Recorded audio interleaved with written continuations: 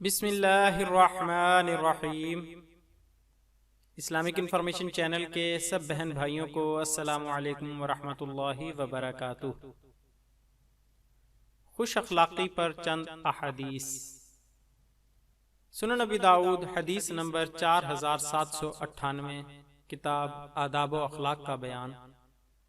ام المؤمنین عائشہ رضی اللہ عنہا کہتی ہیں کہ میں نے رسول اللہ صلی اللہ علیہ وآلہ وسلم کو فرماتے سنا، مومن اپنی خوش اخلاقی سے روزے دار اور رات کو قیام کرنے والے کا درجہ پا لیتا ہے۔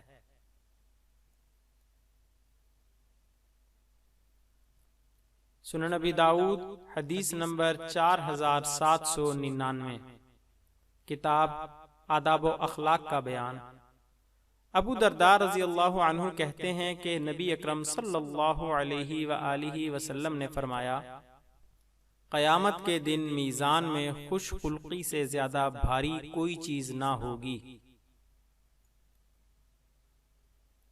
سنن نبی داؤد حدیث نمبر 4800، کتاب آداب و اخلاق کا بیان۔ ابو امامہ رضی اللہ عنہ کہتے ہیں کہ رسول اللہ صلی اللہ علیہ وآلہ وسلم نے فرمایا، میں اس شخص کے لیے جنت کے اندر ایک گھر کا ضامن ہوں جو لڑائی جھگڑا ترک کر دے، اگرچہ وہ حق پر ہو، اور جنت کے بیچوں بیچ ایک گھر کا اس شخص کے لیے جو جھوٹ بولنا چھوڑ دے، اگرچہ وہ ہنسی مذاق ہی میں ہو، اور جنت کی بلندی میں ایک گھر کا اس شخص کے لیے جو خوش خلق ہو۔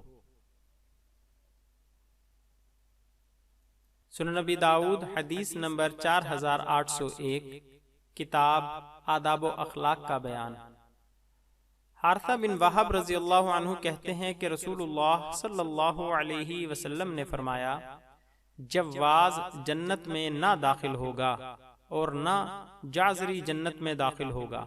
راوی کہتے ہیں جواد کے معنی بد خلق اور سخت دل کے ہیں۔ وضاحت: جواد اور جعزری یہ دونوں لفظ کثیر المعانی ہیں۔ حافظ ابن الاثیر جواد کی شرح میں فرماتے ہیں، مال جوڑنے والا اور خرچ نہ کرنے والا، یا لحیم شہیم، اپنی چال میں اترانے والا، یا چھوٹا بڑے پیٹ والا۔ مصباح اللغات میں جواد کے معنی میں فرمایا، تکبر سے چلنے والا، اجڑ، بہت کھانے والا۔